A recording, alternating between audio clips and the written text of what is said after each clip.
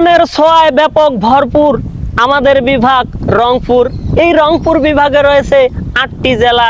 এই ৮টি জেলার উন্নয়নের ছোঁয়া কারো জানা, কারো আবার অজানা। এই ৮টি জেলার উন্নয়নের ছোঁয়ার ইতিহাস আপনাদের মাঝে আজ করে দেব ফাঁস।